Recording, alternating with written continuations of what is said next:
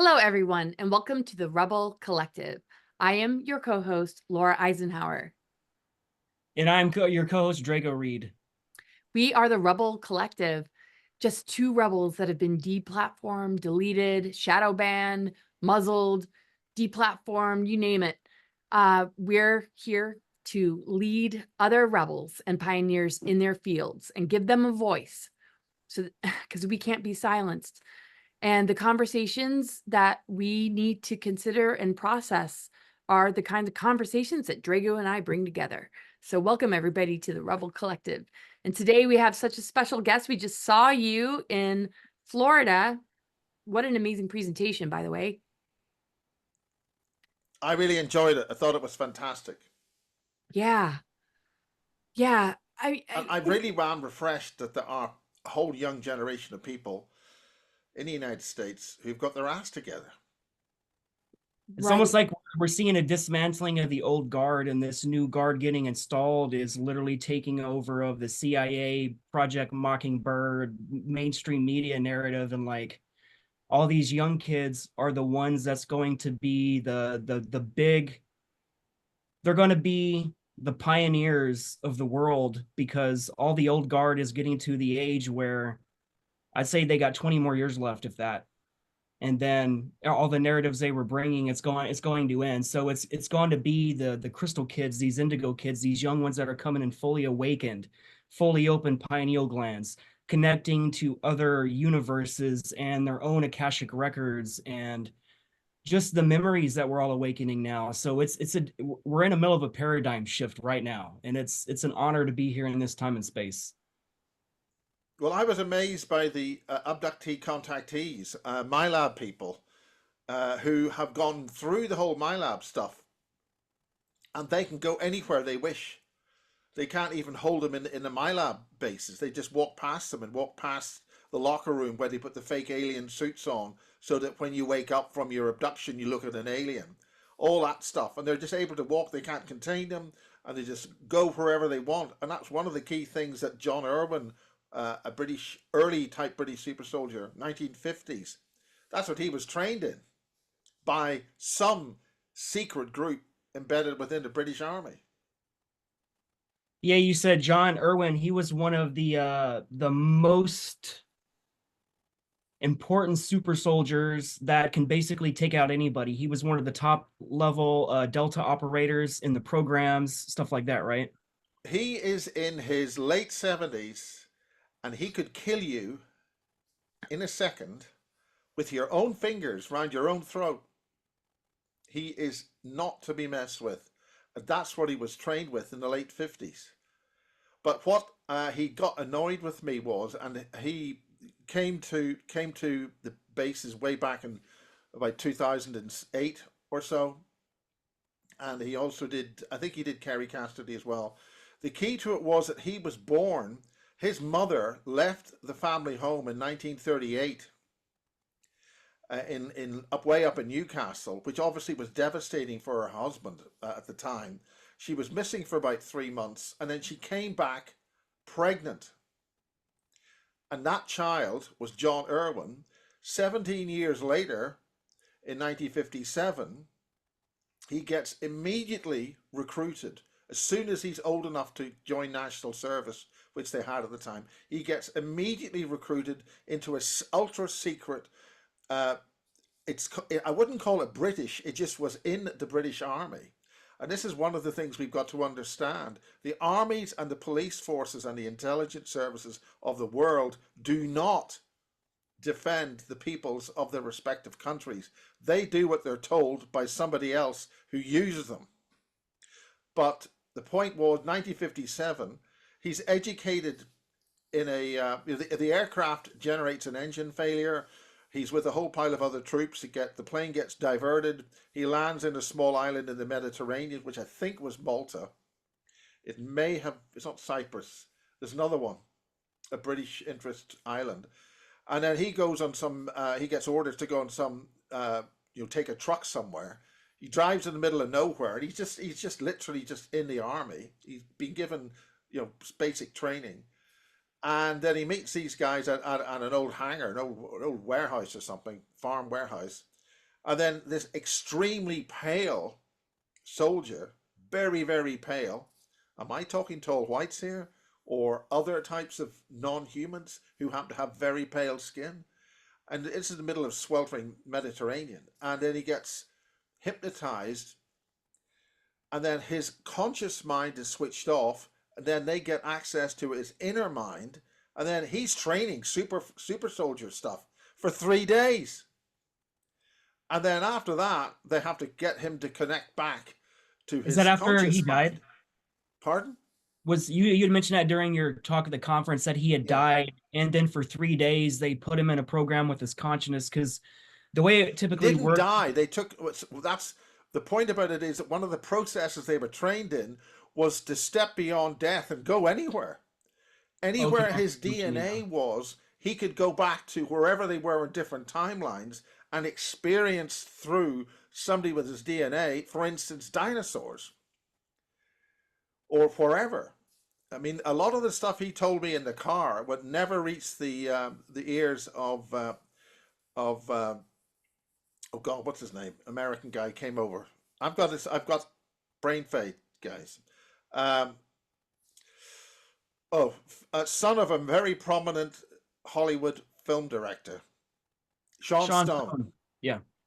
He came to do a movie with John, and promptly that was after I think they were going to do a movie with John Lear. But the bottom line is that sort of thing fell apart. John was very cagey about releasing his stuff, and he has secrets that he wants to tell the world to save the world, but he's not going to do it unless he gets his house safe for his wife.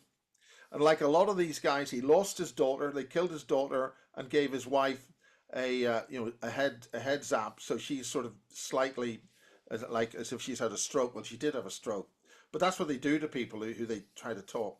Anyway, that's John Irwin. So that's way back 1957.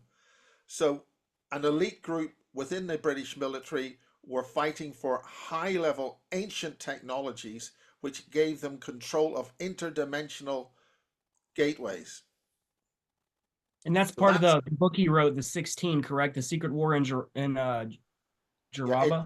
the book is one step beyond the 16, one step beyond death. They were bringing British soldiers one step beyond death, and of course this ties in with whatever the Nazis were doing.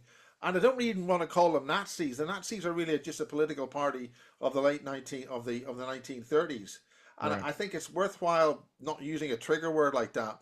They were way ahead of us on all this. And then, of course, we could talk about Tartaria and whatever the hell happened in the 1800s to suppress all the electrical sciences and technologies, which were way ahead.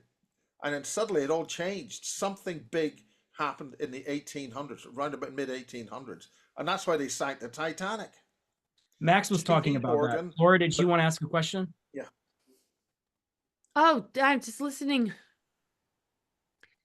Just sort of like this art of war, and have the Dracos, where are the Dracos, and have they left?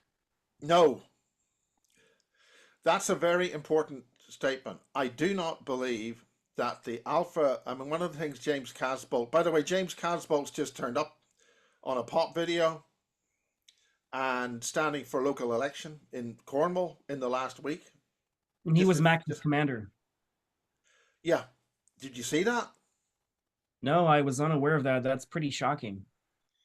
2022, about 9 months to a year after he was officially released, he is in a non-credited video done by a recording company called Cube Recordings in Cornwall. They have a major London studio. This is high-level studio stuff. There's a very good video of him wearing black contact lenses. On one particular shot, they actually zoom in and they paint his whole eyes black for a few seconds. And he's talking about, he's rapping actually quite well. It's not painful to the ears. It is a good video, and he looks very well. And he's talking about the ancient kingdoms of Cornwall, because relatively speaking, only quite recently, about maybe 1800 years ago, I'm not too sure of that, but 3 counties of England, south of Cornwall, sank into the sea. And there are churches and all that sort of stuff there. So it must have been within something like the Christian era, but early on. They sank below the sea. And of course, that's where a whole pile of different bases and all sorts of stuff going on down there. And one of the most important parts of Cornwall is Zenner, where the Nazis, the technocrats, a lot of the sort of hippie type stuff from the mid 1800s, all this, sunbathing naked and dancing and all that sort of stuff. That wasn't hippie stuff of the 60s. That's going back to the 1800s from Switzerland and Austria. All those kinds of different types of beliefs and meditations and stuff. And they were all doing it in South Cornwall. And the Nazis were there in the 1930s. And Aleister Crowley, name them, they were there. Even the first early stages of contacting them or dealing with the Montauk Project went to Cornwall in the 1920s. Yeah, and you said that most of those Germans were Austro-Hungarian descent. Yes, there's a core brand which came to Europe and changed so many things going back to approximately AD 500. And that's when an awful lot of things, there's a wonderful woman called Carolyn Emmerich did a lot of this stuff on YouTube, and I think they kept banning her. She was talking about indigenous human cultures which have their own style of dress. No matter what races you're dealing with, they all assemble together, they honor each other, they dance, they have beautiful costumes, they sing, they have wonderful high awareness cultures. Something came from the East to destroy all that. They went through the eastern sides of Europe, the steppes of Russia, and they just, one by one, all of them being wiped out. If you look at African cultures, they have wonderful clothing and weddings and celebrations, and that's a natural state of humanity. And all of that, the Blue Meanies, if you go to the Beatles and the Help album, it is Help, no, Yellow Submarine, that something really horrific has come and poisoned humanity for at least 2,500 years. But even the Romans, and of course that was a history of Venice and the Venetians. The bad guys in Rome were kicked out and they went up to Venice. And Lucy Wyatt, who did a brilliant exposition on that at my conference in June, TikTok banned it. We got a warning strike from TikTok about Lucy Wyatt's material involving the Venetians. So this is a very toxic, very widespread, insidious, nasty bunch of people who have, or well, whatever, are the core to this whole problem we've got right now. Go ahead, Laura. All right. I thought I'd. Yeah. See, and how can we frame this into like what's happening this year and what's happening on the world stage with the election and everything like that? Are you guys going to have an election? And obviously Trump wasn't shot. That ear didn't bleed. I was there watching the TV. That wasn't a bleeding ear. It was rehearsed. Honestly, I was kind of shocked when he came in the media and he was wearing that big bandage on his ear, and then suddenly he's back in public and it's like nothing happened to his ear. I'm like, what was the point of having that bandage covering the ear if like it would be like nothing? I was genuinely shocked when I seen that there was nothing on his ear. I was just like, what the heck happened, man? Well, this is when they're laughing at you. I mean, I used to have lots of hair. I know that shocks people. Laura, you just don't know. You had some big hair. Your hair was awesome. Don't know how bad it is. You see, my hair wouldn't go up. It would sort of go all over anyway.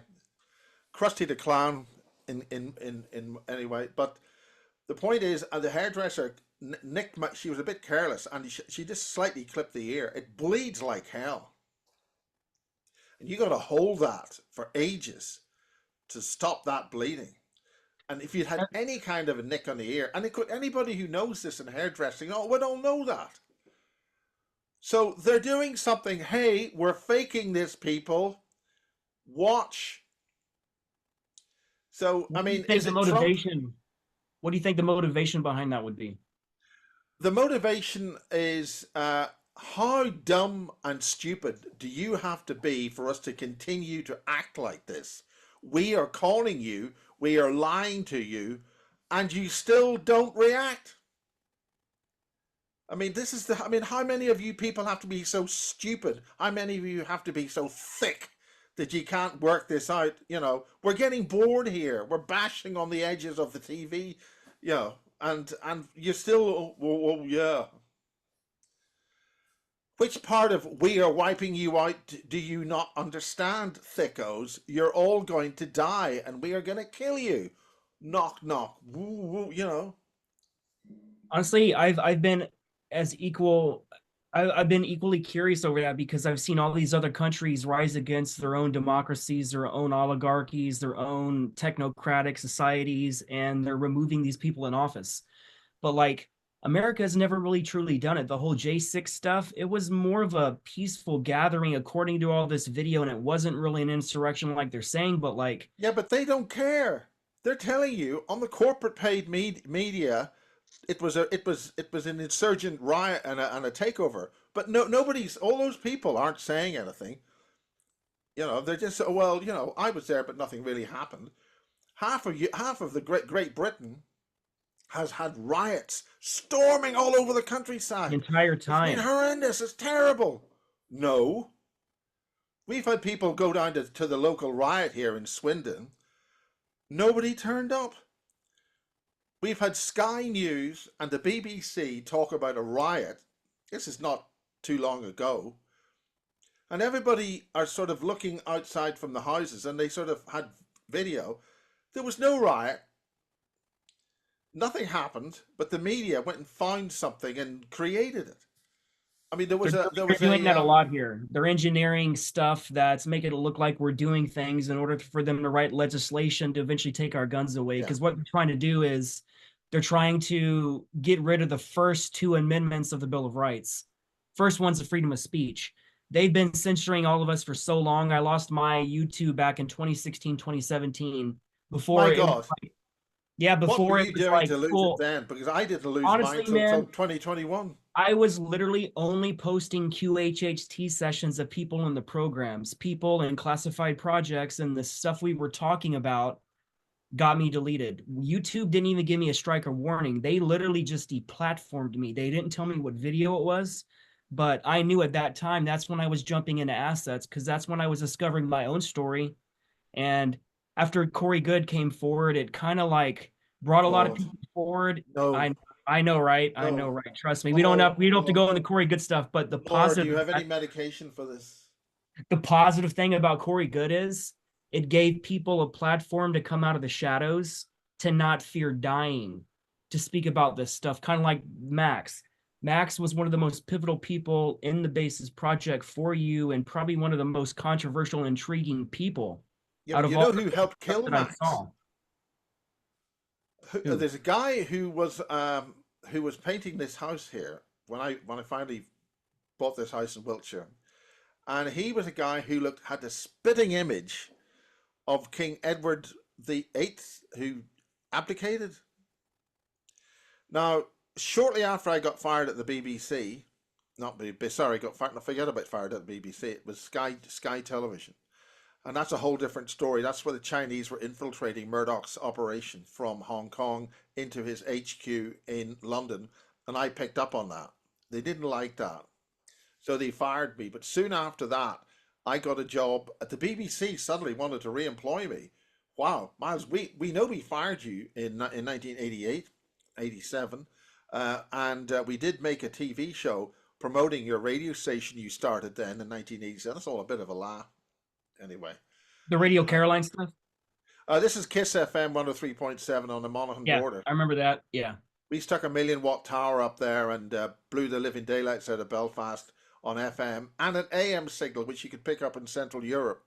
Because I chose a frequency which a big European broadcaster switched off their transmitters at 9 o'clock Central European time. which was 8 o'clock our time. So in Ireland. So basically that gave us a clear channel into Europe. Now it's not saleable, but we got people listening and it was good fun. But the point about it is that they brought me back. The BBC brought me back as soon as I left Sky. I actually was going for a job with the BBC a year later, and what the personnel lady, very nice lady, you know, and but you know, very proper British BBC human resources person. And the thing was, she wanted to hear what happened at Sky so much that she practically fell over, falling down in front of me, trying to listen, because she was so desperate not to show any interest. She was practically trying to figure out what the hell happened. Anyway, that just goes to show that what had happened was very serious, and it meant an infiltration into broadcasting. But the point is, BBC hired me to close down BBC Manchester, because they decided to move the facilities in Manchester about 3 miles down the road to a place called Salford, where they built this whole new complex, you know, way out. Because there's been the broadcasters discovered that, God forbid, all of British broadcasting came out of London with a little bit in Scotland, and the rest of the country was fed up with what they called London-centric broadcasting. So they opened up this facility in Manchester. And so the main BBC studio had to be the old one, which is just fine. They closed that down and moved into new ones and got people to move to Salford. So the point about it is, I'm losing my own point here. The point about it is that one of the freelance engineers that was brought in to work with me also looked rather like the former King of England who abdicated. So two people came into my sphere of working conditions, or to paint the house or be here, and both of them were remarkably similar to King Edward the Eighth, I think it is, right? Speeding on, one of those guys called Kieran Lee Perrin decided to go really nasty. I'd paid him with his colleagues to paint this house, right? Which they took about 3 or 4 months to do, which could have been done in a month. But anyway, so this person, that's two people very similar to King Edward the Eighth. They were cloned, or they had some kind of relationship with a king in some kind of a program. So we had this guy in the BBC, and also with me here, and he was a mate, and he was all matey, and it was shared. The TV show with Channel 4, Viz. Viz did a documentary, did a very detailed, it was shooting for ages. They recorded interviews with Sarah Adams, lots of other people on this whole program. And he even got James, but they didn't interview James anyway. A lot of the usual suspects were interviewed for that program. Virtually none of all their stuff actually reached the Viz final cut. But this guy, Kieran, was featured, and he switched about 2 weeks before, or a month before, this infamous conference in Poland, where they wanted to have Max, Kieran Lee Perrin, and also the head of the European Committee Against Covert Harassment. And guess who was also there? Stuart Sverdlow. And Stuart Sverdlow, I'd interviewed, and the Polish, and one of the two organizers of that conference was a blonde girl from Poland, and she happened to get off with the head of European Covert UCASH, called Olsen, Sven Olsen or something like that. And so he then is captured with this blonde girl. And then the other girl, other woman, was a sort of an auburn-haired lady, and she was. They played good cop, bad cop. She was good cop. So this, and she was based out of Switzerland. Nothing suspicious going on here. No, Sounds like a Hitler. So that is how. So Kieran did a hit piece on me that made me Mr. Don't Talk to Me situation. So that got me engineered away from Max and part of the sort of group. And they gave me a luxury apartment on the top floor of the Hilton, and made me all very nice and very happy. So I knew something was going on, but I didn't realize how detailed it was. So essentially, Kieran was there to nobble Max, and his boss. He was in charge of the British part of the covert harassment sort of group. So he was actually trying to depose the head of the European group, and he embarrassed himself. He really screwed up.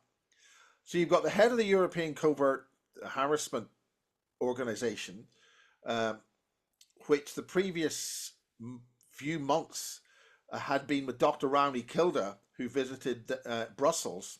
That's when my stuff here, all my cameras here, got stolen, and they suddenly released them back to me. And this is where I'm going to say that these people don't come in through opening the front or the back door. These assets gate in. Yeah.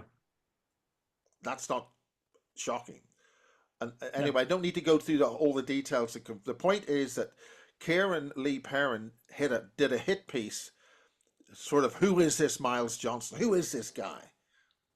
So he started this whole thing, and then a lot of his stuff that he did, he gave to another lady called MK, and we're not going to mention her name past that. That started a whole hit piece as well. So for some strange reason, some people didn't like me for some reason, I don't know. But this was the precursor to capturing Max. The lady there who she wanted to do all my basis stuff in Europe, and it was through a German operation. Can't see why there's any kind of alarm bells there. And so that was basically the precursor, because we had the first conference, and Harold Couch-Vela was at that. And then he started talking about outsourcing his inner consciousness to 6 demons, and that sort of put him out of the picture for them, which is probably a defense mechanism he had. He maybe knew there was something wrong there, because these guys in Poland were very polite, very nice people, and it was very welcoming. But that was just the invitation. So the bottom line is that this German asset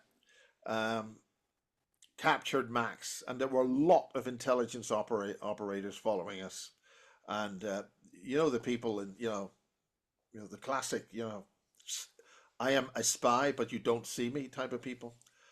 So that was a big operation going on there, and it was going on here in England, and it was going on here through the BBC. And when I actually went to return to the BBC for 6 months, that's when they were doing a little operation using jinn.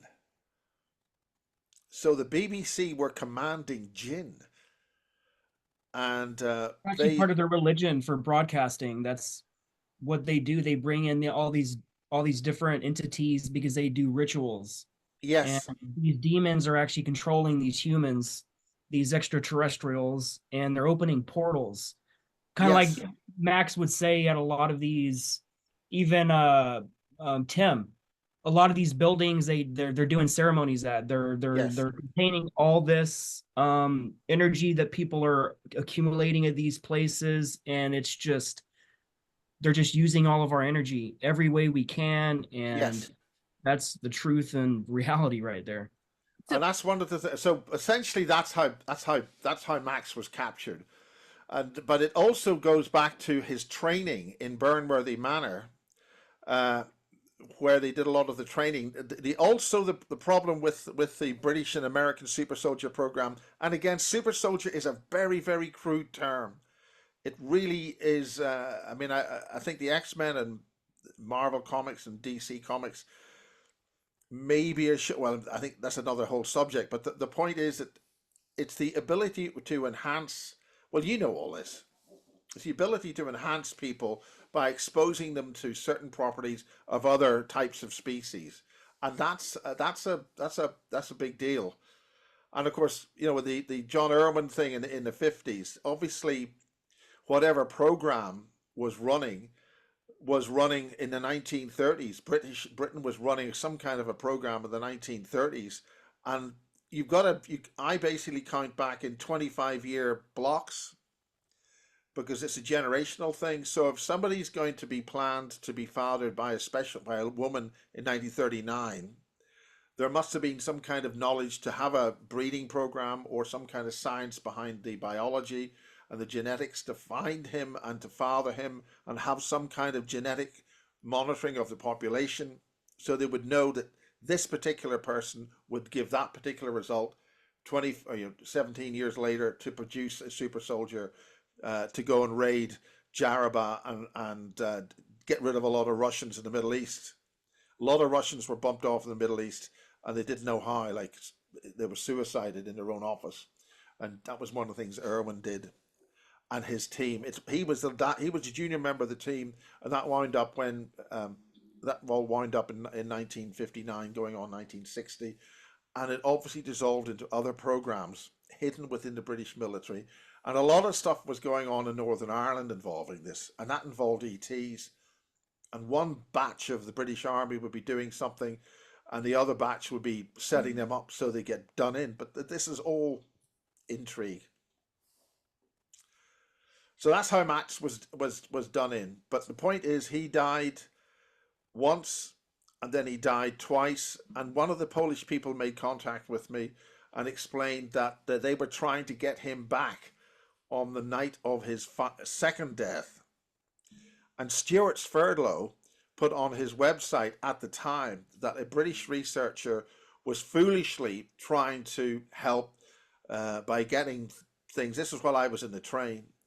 To get more books for John Irwin, selling them at Kerry Cassidy's Awake and Aware conference in London, which I had spoken at when I got the message of that Max was dead. But the point about all that is that Max died. He wasn't properly trained at Burnworthy Manor to deal with the after death sequence. But the clip I used at the conference, when he showed this key that he was going to leave, he wasn't going to come back in this Mobius loop of constant reincarnation and life-death cycle in this energy field. So it was interesting that he had that, and we were followed by at least a dozen agents that day in pairs, and eventually he was triggered, and that's another story. But the point is that the British super soldier program was flawed. The American super soldier program was flawed. That's why it wasn't. That's why a lot of these people, like Irwin needed a lot of therapy, and by coincidence, there was a top psychologist who happened to buy a house beside a bed and breakfast that I was staying at for a year when I moved out of London, and she happened to be a very senior psychologist, and she happened to train other psychologists within British military and whatever forces to deal with the trauma that people have when they have this near-death experience or this death experience. And part of that is when people use the jump gates, because when you're using the jump gates, you're separating from your native body and you start having a necrofying peripheral slow death experience. It causes molecular dissociation. It has to disassemble and then reassemble through the gate. But that triggers a death problem. So the body doesn't come back properly. And when they got the data banks, which dealt with the travel, the stuff that Irwin's team got, it's not Irwin's team. He was part of a group of 16, 4 groups of 4, right? To call him the Irwin team is just from a descriptive point of view. There were senior officers there which had been doing this for a while. So when they got these data banks out of Jaraba, which were in 2 lovely, fancy, like jewelry type boxes, and it was quite big, all with wood and felt, silk in there. These data banks had nodules on them and were meant to be used in a machine or a device. You plug them in and the nodules intersected with whatever they were plugged into. And these were 2 of, I believe, 9. Were they crystals? Devices. Big things, big crystals, like giant I knew they were iPhones. crystals. I've seen them.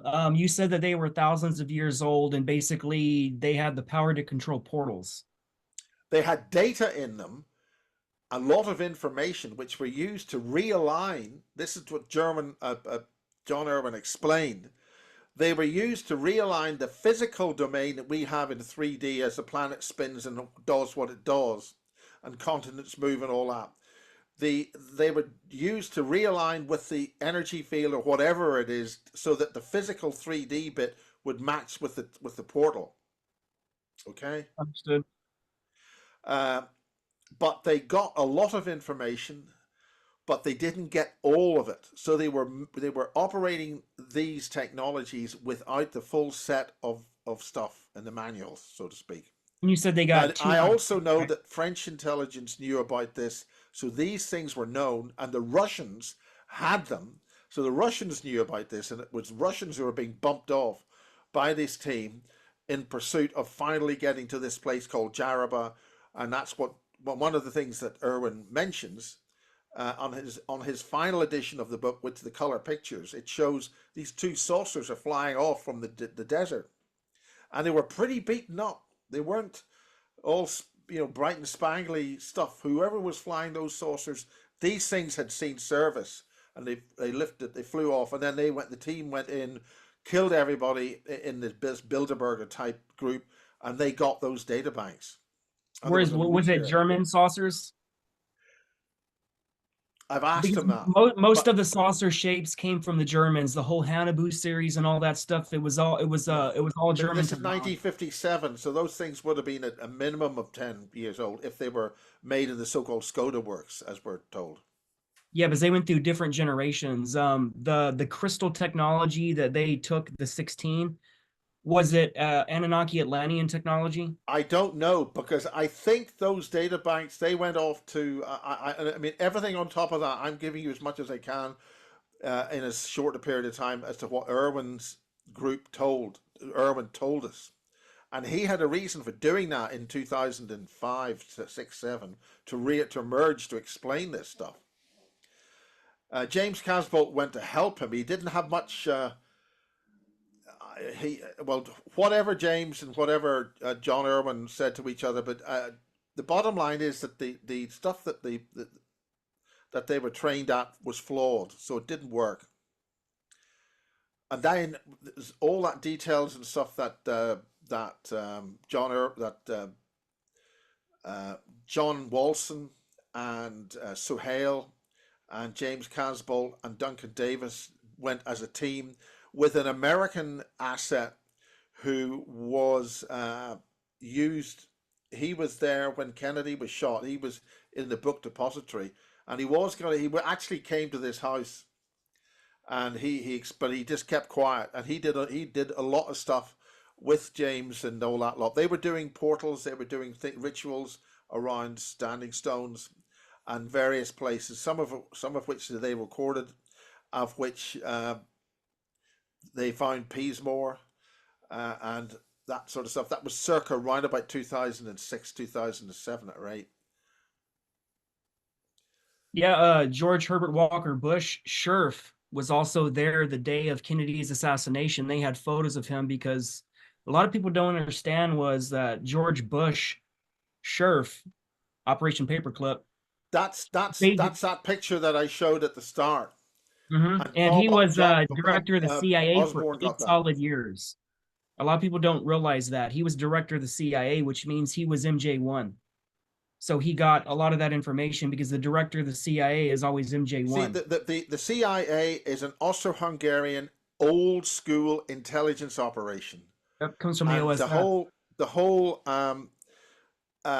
I mean, Michael Shrimpton is the key to understanding this whole thing about the secret, the DVD.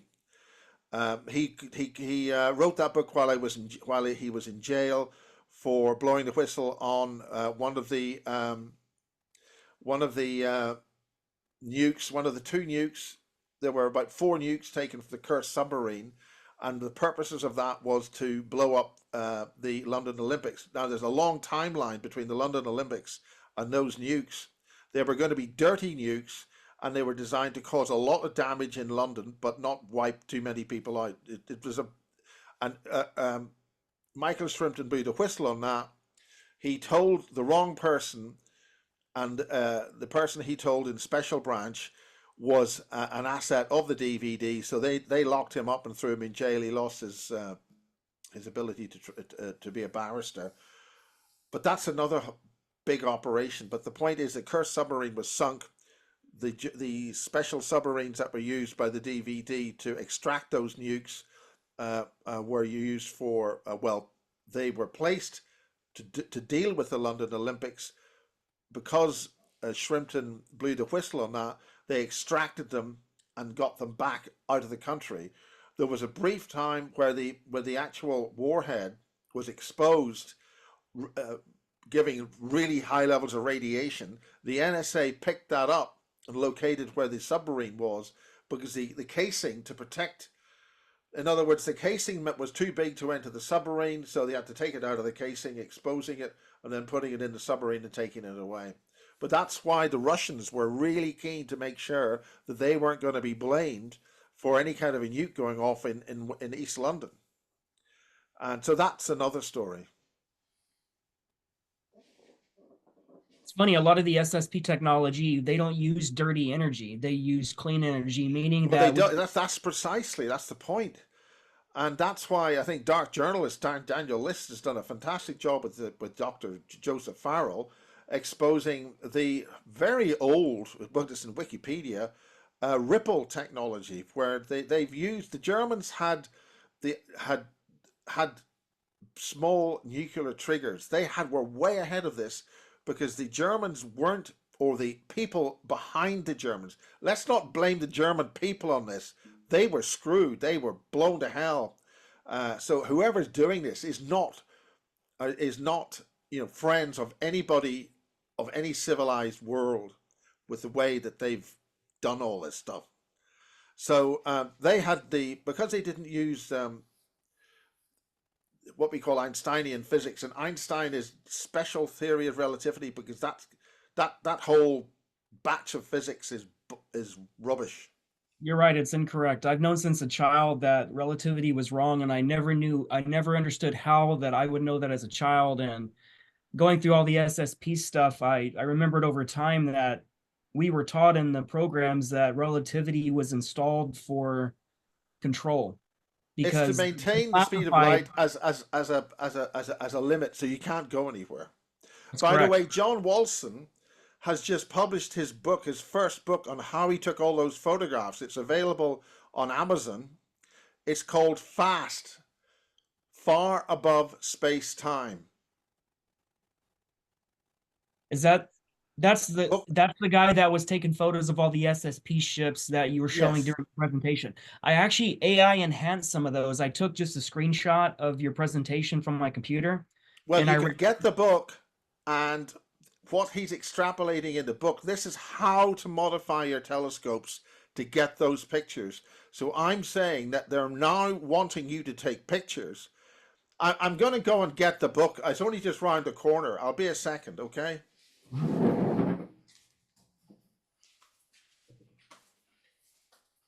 Yeah, earlier you had mentioned John Lear, and there was a video with John Lear and him talk. They were looking at a video of one of the naval spacecraft battle cruisers that's connected to SDI, the Star Wars program with Reagan. And he had actually said that one of these is what destroyed the World Trade Center building 1, 2, and 7, because what it did, it had a weapon that uses molecular dissociation. And what it does is broadcasts, I think, ELF frequencies, ultra low frequency waves. And it basically, it dissociates the matter. I need to get that book. Now this is just been published. Notice there's a red. Okay, can you see that? It's the guy who's can you see the title? Yeah. Okay, this guy John F. Wilkie is Star Wars. He's Star Wars production. Okay. Now, this is how the point about this book 1 is he's telling you how he modified his telescopes to get those pictures. And so the purpose of this book 1 is to explain and show you how you can change the pictures. And it's if this is, I mean, this is the thing with Amazon publications is it's not always the best in terms of pictures. So the point about this book is this is book 1 of 20. This is teaching you how to change your photographic technology to take those pictures. Okay? You can also see Buy that this a lot of the book photos. now. A lot of the photos there, you can see that those are human-based ships due to their Yes. shape. A lot of the reptilian stuff does not look like that at all. Like Well, a lot of that's the the point. Draco stuff, they And use that's the a lot of point. I mean, cigar-based if you ships. look at this thing, I don't know if you can see that. I mean, what does that look like? That looks like something out of Star Wars. Yeah, that looks like one of the Episode Draco 4. ships. Yeah, that looks like one of the main destroyers. So, I mean, there's all sorts of stuff here. And anyway, there's a whole big thing about Malta in there as well. So it's a really excellent book. I haven't read it yet. I've only got it. I buy everything I get from the Devices Bookshop because they're wonderful ladies and I like them very much and they're good fun. Even though they bought it from Amazon and they charged me an extra $5 for doing it, I still all buy all my stuff. But the only important thing here is that it's a bit of a joke. This they didn't buy it from Amazon. Anyway, that's where you get it, and that's the Devices Bookshop. It's very nice. So that's their commercial. Give them a shout out. They're also got an awful lot of stuff on the moon, and obviously he was working with. He visited John Lear before anyone went belly up there, and it's very sad that John's all gone. Very sad, an awful lot of people have gone these days. Can you tell us what do you mean by like the Draco leaving and so their hybrids can hatch? Right. In the art of war, one of the key parts of a very ancient book called The Art of War is that you withdraw. What you do is you pretend you've been beaten in a battle. Yeah. And basically says, okay, that's it. We're leaving. So you withdraw. Then your enemy celebrates and then lets its guard down. And then you drop your weapons. And then just when you think everything's hunky-dory, they attack and wipe you out. Now, this goes back to a facility that James Casbolt mentioned to me a long time ago. And it's about a public rehabilitation place in Wiltshire called Cloud's House. Now, I know people who've been through that for rehabilitation from drugs or some kind of addiction issue like that, and they have done a very, very good job. But the problem is, I asked James, look, if I talk about this and I put it on my videos saying that this is a place where human drug addicts go in, their soul is extracted, and then a reptilian soul put into it, and then you have reptilians in the human population, and I think there've been very large numbers of bases doing that. One of the other things I mentioned was this alien facility in the London Underground system, and that's at Holborn. That was at Holborn Tube Station, and Holborn Tube Station in London also has got a very large Masonic hall, and this is where Francis Bacon comes in. The Temple, as in the Temple. There's a tube station called Temple. There's also another tube station around the corner called Angel, and angels aren't, the happy slappy people that you would like to think. They're just as good or bad as the jinn. But that's a whole other thing. So the point is that one fine day, we had a great rebel guy here called Ian R. Crane, and he was a former oil executive. He was in the oil industry for a good 21 years, and he saw lots of strange shenanigans going on in the oil fields. So he retired, and he started this group called the Alternative View, and he did a huge number of conferences over the last 15 years. These were really high-level conferences. He was very politically aware, and he brought a whole lot of people in from all over the place, like people like Cliff High and other people from Australia, and David Dubine. who does the survival thing. Have you heard of David Dubine? No. David Dubyrne, I think it's Dubine, Dubyrne, I think it might be. He has been advising the Chinese on the changing climate, how whole regions of the planet are going to be regreening, such as the Sahara deserts in the northern hemisphere, and in the southern hemisphere, the great deserts of Australia will regreen and be the source of food as we hit this Maunder minimum and the ice returns from the north, as is happening now. So he was tracking these population changes and what's going to happen, and he was his first real appearance in the UK was due to Ian R. Crane. So Ian R. Crane did all these conferences, and I'm now trying to remember why I'm talking about Ian R. Crane, but he's one of the great stalwarts to support and educate people here. He died of cancer, and very recently during the COVID thing. And as he had terrible issues with his cancer, he was in a major hospital in England. There was no patients in the hospital at the peak of the COVID scam. He was part of about 8 patients. About 5 of them were there for heart problems, and he was there for cancer. So he ended up having operations on his cancer. It gave him only about another 6 months. But that was one of the last things Ian R. Crane told us, is that during this whole scam, our hospitals were empty. So that's another subject. I'm still trying to remember what Ian R. Crane did. Anyway, that was David Dubyrne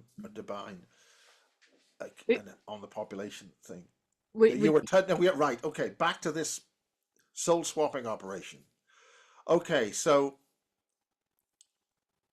we find out Holborn Tube Station in the centre of London has one of the longest escalators there is in the entire network of the underground system in London. One fine Sunday morning, going to one of Ian R. Crane's conferences, that was very short. And that was basically because whatever dimensional camouflage or force field that the ET base had in the depths of Holborn Tube Station, it was failing because the relativistic boundaries between their space and our space was failing, which is why the relative length of that very long escalator was so short. First time I looked at this was when I was flying from London to Belfast, and approximately every time we flew over approximately the Isle of Man, the plane would stretch and then come back like a rubber band, because we were going through some kind of energy field around about north of the Isle of Man between England and Ireland. So a similar effect happened in that boundary at Holborn Tube Station. So therefore, there was a big fat ET base taking whole tube trains of people and soul swapping them or doing something. Cutting to the chase, other people noticed that, got a whole lot of confirmation. There was then a major fire as some kind of facility blew the hell out of that operation. And there were other facilities like that across England taking people and changing them and abducting them and swapping them over.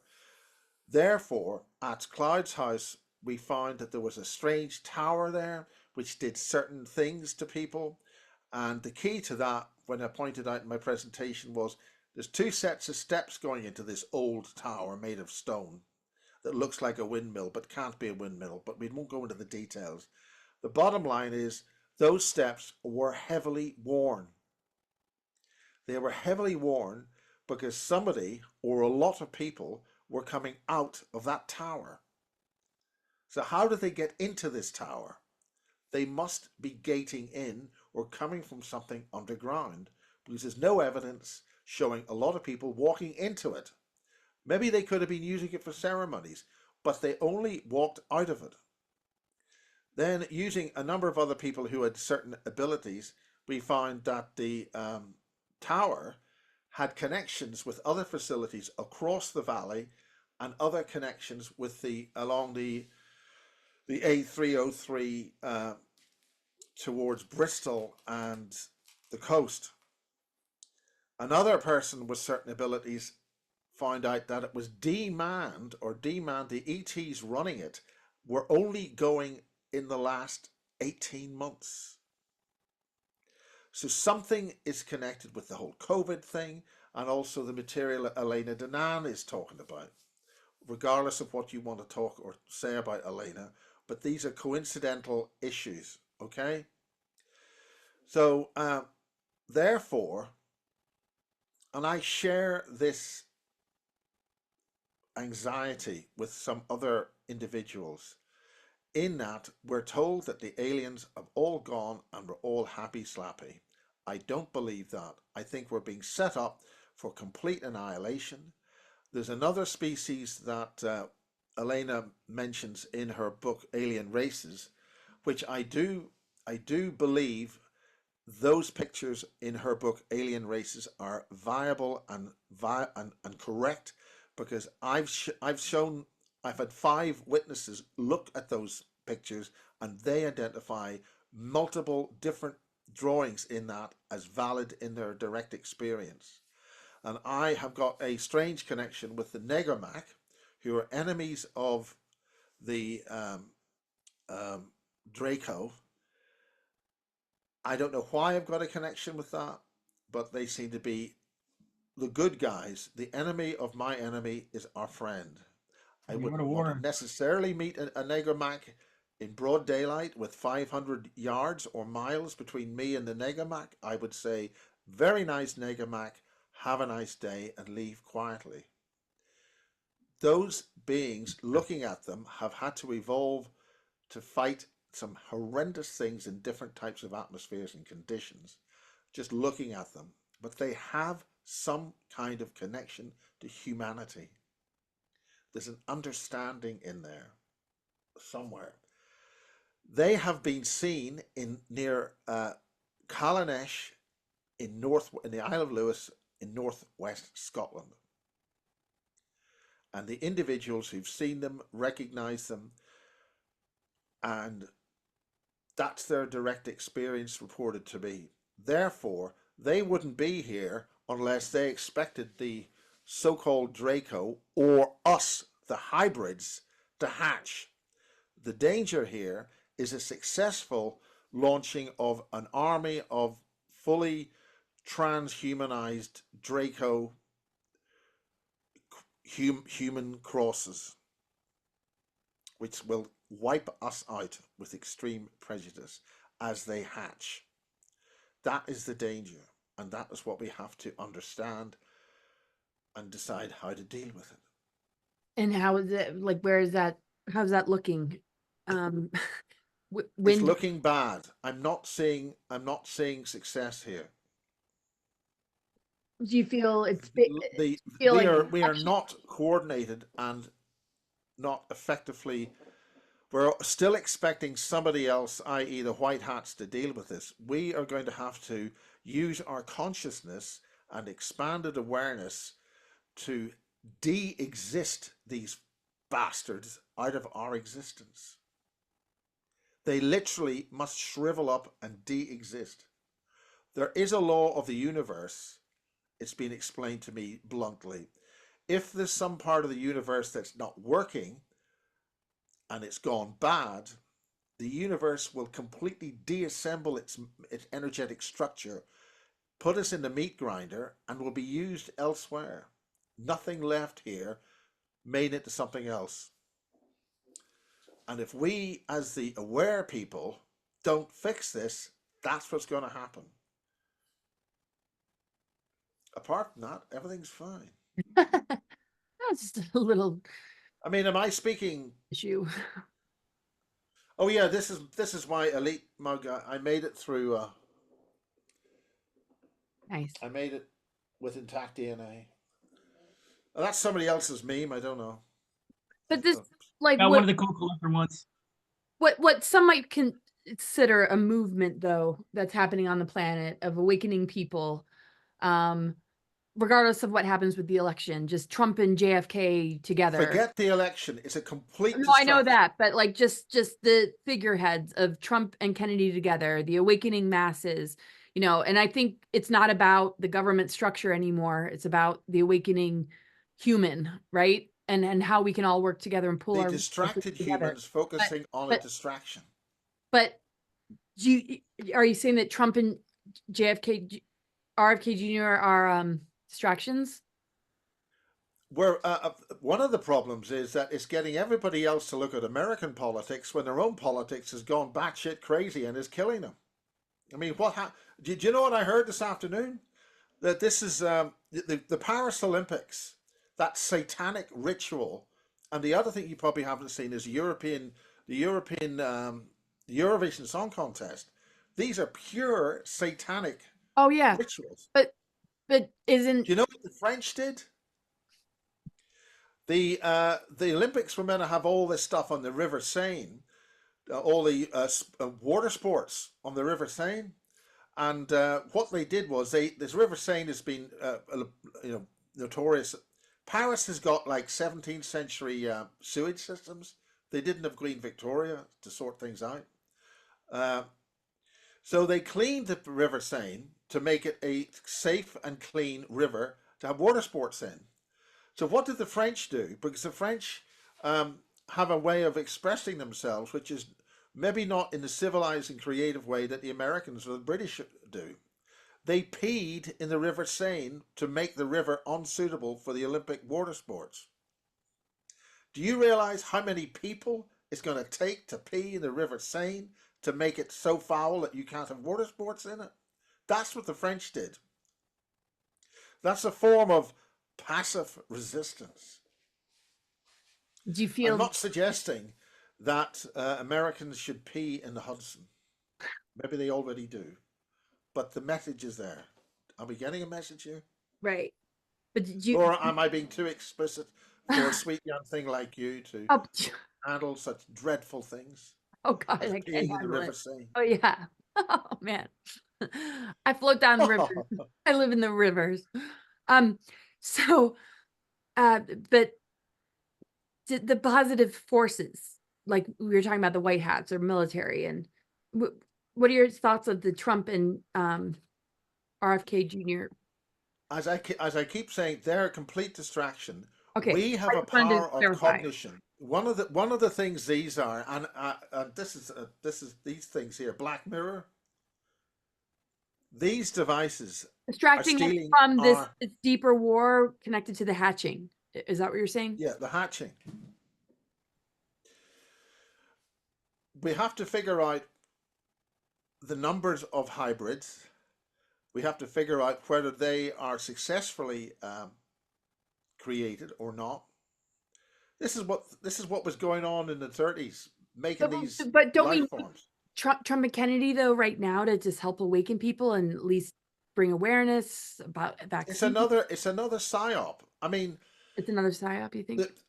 Because there was an eclipse of the sun in America, you know, an eclipse of the sun happens somewhere on the damn planet, all over the bloody world every year or wherever. It's not a big deal. But because it's happening in America, the media get all this and everybody goes, oh, whoa, this is going to happen and all this. It happens all the time. You know, it's spinning around. Although the flat earthers can't handle things like that. And I've probably insulted so many people who think we got a flat earth. Do you know where the flat earth is? It's in your phone. Collapsing your cognitive wave function in 2D in a digital matrix. That's where your flat earth is. I've never heard it said better. Thank you. And a lot of flat earthers don't have perspective. They never look up. They can't see perspective. They don't know the difference. They don't know the difference between a 4:3 TV picture and a widescreen. They can't see any difference when it's wrong. They don't see it. It's a bit like trying to explain what red is to a colorblind person. You try to work that one out. Explain red to a colorblind person. Can you do that? It's a bit like trying to explain a spiral staircase without doing that with your finger. And flat earthers can't believe in space because they say the firmament is solid, like firmament, and there's nothing outside of it. So it's just crazy. There's a conference. Yep. There's a guy that throws conferences and he's a flat earther, but he mainly hosts SSP people. And I asked him one day, I'm like, why would you invite me as a speaker if you don't even believe my testimony? And he's like, what do you mean? I'm like, well, number one, you're a flat earther.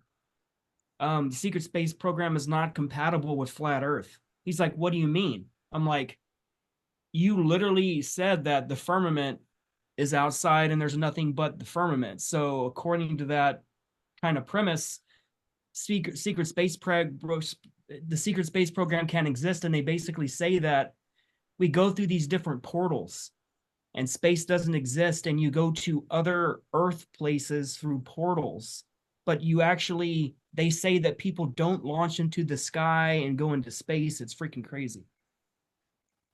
Well, John Irwin would do that. He would explain, well, the space shuttle it goes up like this, you know, it goes up in a curve because it's using the inertia of the motion of the Earth to give it about 10,000 miles an hour more speed.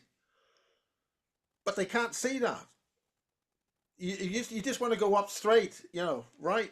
Well, you're going to an orbit, but then they don't have 3D. It explained there's a very good book called it explains the flat Earth. It's not flat Earth. The 2D, a 2D world, and somebody sees height. A similar book is Jonathan Seagull. It was published in the end of the 1800s. This book, it's very, very. It explains everything from the perspective of you're only dealing with literally a flat two-dimensional world. So how would things work if you saw things? Women were triangles, for instance, and they were highly dangerous. Laura, if you were in 2D, you'd only be a triangle and you'd be dangerous. And the square and other complex angled 2D life forms are men. Anyway, that was just a means of explaining how the hell you get from a flat triangle shape, because you can't see above it, you see. Okay? You can look there and see a triangle, right? So how do you get that cognition? All you're going to see are varying shapes of lines on this flat Earth. You know, you can't even. I mean, how do you think about that?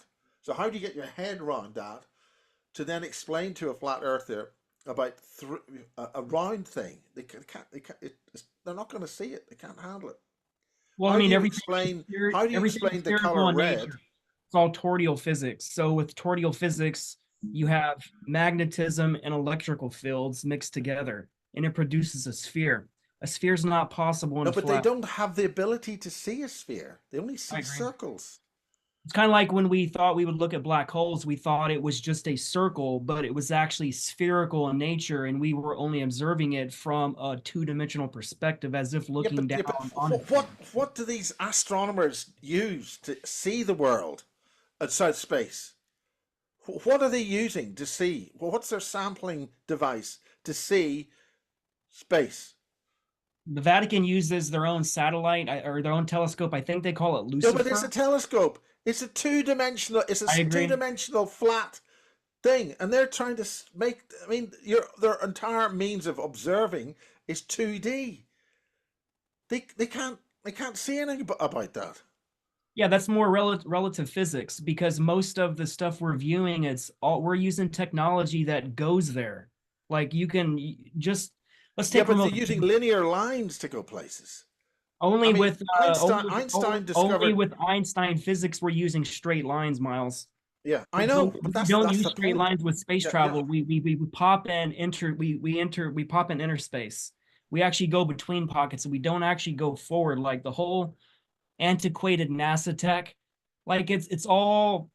No, it's not antiquated. It's not antiquated. It's Propulsion what physics. they're using to keep you from finding out what they've really been doing. That's How what the I'm hell do saying. you think? How do you get any of this stuff up in the air? How do you get a submarine? This is what the renditions are. That these are submarines. Yeah. Okay. How do you get that up in space in the first place? You have to use mass cancellation to send it up in space. You can't use modern propulsion because modern propulsion. Well, obviously, but I mean, how do you get the? I mean, this is what they killed Tomlinson for. These bastards are killing us. I'm pissed off that Dr. Robert Duncan's just been killed. I mean, I'm really fed up with that. I'm doing this presentation with Kerry on Saturday, and they might have stopped getting me not to do that again, whatever.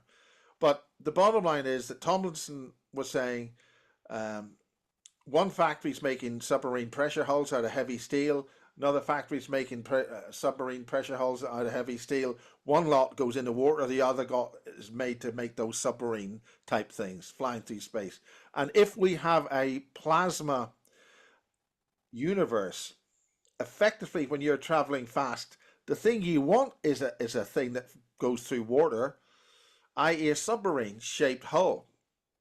What have they even got those things, bioplanes, for? Submarine is actually exactly what you want up in space, because that steel, you'd have to polarize it in some way to stop getting hit by all that radiation. But the other thing that happens, and John Irwin mentioned it, the first people that they actually sent up into space, they started to just physically fall apart. They put in a tin can, they literally just start falling apart, because the energy field of the Earth is a node of compressed and harmonically stable energy in a toroid or whatever we've got as a planet. Schumann resonance. It's not solid matter. It's an arrangement of energy fields, which we call solid matter because we can hit it with our hands, right? But once you leave that, I'm just postulating here, once you leave that node, the planets are simple, stable nodes in like a harmonic song, or stable nodes like you have in music. All right, so you have certain nodes, and that's where the energy field is sufficiently dense to cause what we call matter, which is why Saturn's rings, looking at the ring makers of Saturn, that book, by putting rings around Saturn, that is like putting a coil around an electrical circuit, which causes a shorted turn, and that constrains the field. Okay, does that make sense? Mm-hmm. That's what the Hadron Collider is all about, interlocking with the Earth's energy field to do something with it. Right, in the lunar connection too, right? So it's like the mind control and the DNA, how it... As soon as I heard that the Hadron Collider used two concentric plasma fields of opposite polarity in the same space, that's doing massive scalar physics. That also is how torial physics is produced. It's counter-spinning rotations of magnetism and electrical energy. Because it's collapsing magnetism and electrical energy, because it's producing scalar energetics, which are non-Hertzian waves, which means there's no speed of light problem.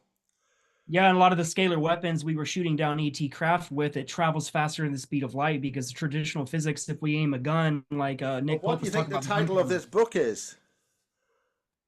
Far Above Space-Time. This is a disclosure book. Go and take the pictures. That's what they're telling them to take. Go and take your own pictures. Everybody, look, get this book, modify your telescopes, and go and get your own pictures. That's what this book is telling you. And it's far above space and time. Again, what does that phrase mean? Far above space and time. But space and time's, there's a lot in that phrase. There's something beyond space and time. Is that the ether or the... Well, what far above? The 0 point unified field. So, I mean, this is... Anyway, it's sad that John's gone and all that. Anyway, there's a lot in this. I haven't even read it yet. Unfortunately, the print quality is a lot of the pictures aren't as good. But I mean, I think this is a good thing here. Whatever the submarine is.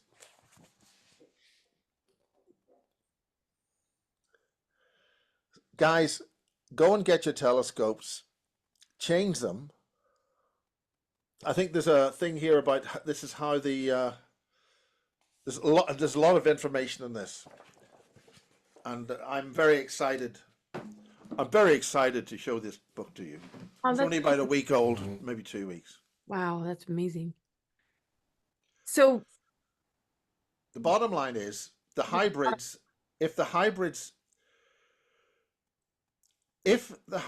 are going to be in this energy field, one of the things you've got to do is when you come to a planet like this, it's like Avatar. You've got to exist inside the wetware, which walk around the planet and live here, right? Changing yourself into a real alien, a grey or something walking down the street is going to be a bit of a problem. So if you can take over the indigenous species and control them from within, quite literally, that's how you take control of the local space-time area of a planet, if you can have an area of a space-time. Therefore, we need to identify who they are and de-exist them. Suck the souls out of those things so they just collapse. And they were doing that at Cloud's house, according to the witnesses and the people who've been analysing the situation there. Not necessarily in the physical building, but beside it there was a facility which for some reason has just been dismantled, so we're told. Who has told them to go? Or is it now we finished the job, we're going and waiting for things to hatch? Consequently, the Earth defense system, do you remember Valery Uverov, Russian, Tunguska, way back in 1900, 1910 or something? Big flash over Siberia. That was to destroy incoming from some kind of place that keeps sending it to here. So the Earth has got an ancient Earth defense system, the EDS, right? My understanding is that the EDS has now operated on, switched on its automatic self-destruct system. If we do not get rid of all these nasty things which are here, find out who they are, what they are, the size of them and how to destroy them. One of the key things that Irwin explains, do not attack your enemy until you know what your enemy is, exactly what its weaknesses and strengths are. And when you know that, you decide on a mechanism or a means to attack it. You do not attack unless you are 100% going to win. Charging at windmills is not an option. We need to do this quickly and efficiently, and you don't do it on the bloody internet. One way that people in the SSP do this, they'll send us through these portals to start actually doing infiltration and figuring out what the systems are, the mechanisms for launching battalions, and basically, well, we do this so many times that we keep going back in time, and we figured out if someone defeats us, we figured out how they defeated us, so we go back in time again, and we go. That doesn't work. Maybe they've already done that. It takes forever because both sides do that. Why don't you talk to the people who made the portals, the spiders? What about the whole? After 2012, the looking glass technologies couldn't see anything, and it's really about our creativity and what we decide, and we have to not siphon and harvest it anymore, right? Is that going to break down the beings that might hatch? Is the human able to advance in these times and offset all of this? That's the key. Our limitations are off. We have just got to realize we have these immense powers and do what those 2 or 3 people I interviewed last year after the COVID thing happened. Something happened to switch the COVID thing off. That's why nothing happened. So maybe that event happened, and therefore we haven't had any of this. What they've done is they've injected us with all this stuff, and they're panicking. We can destroy, wipe, de-exist these creatures, de-exist them, wipe them out, and then go after whoever put us there and kick their butts.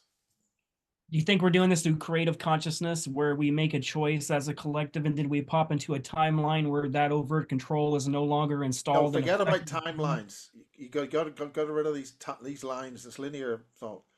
What happened in Belfast was a company called Puppet Labs came to recruit people for their computer company called Puppet Labs, and they're based in Portland, Oregon.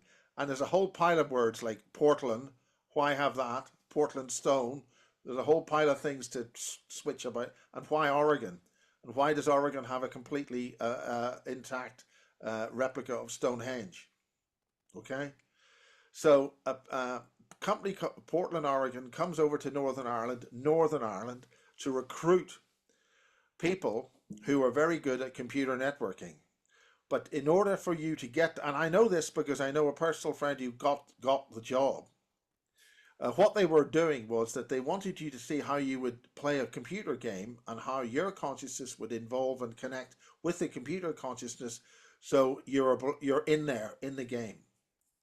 So the computer is in your head and you're in its head, right? So that's something I found when we were doing all the pirate stations and all that sort of stuff. The equipment would talk. It had a consciousness. It would say, hey, I've got a fault here. Come and fix it.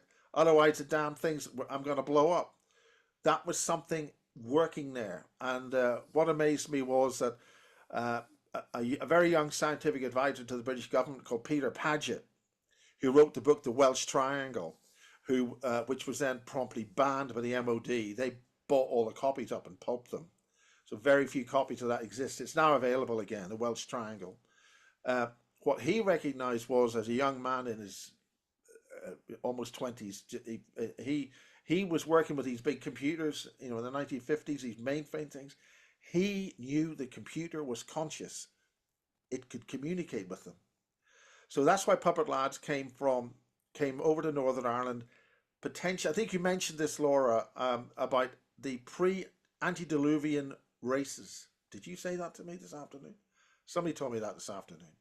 7 distinct races before Atlantis and all that blew up, or was blown up, or was taken out. So the point is that there are people who have the ability to cognize and engage with whatever's inside the computer. See, when I speak in this microphone, I'm producing sound waves, and that causes a little diaphragm to wiggle about and produce an electrical signal, which then goes into a thing which makes it into digits and then goes to you. You're not hearing my voice. You're hearing an imitation of the voice. But the voice contains information. Where's that in that electrical signal? This is just wiggling waves and things going up and down.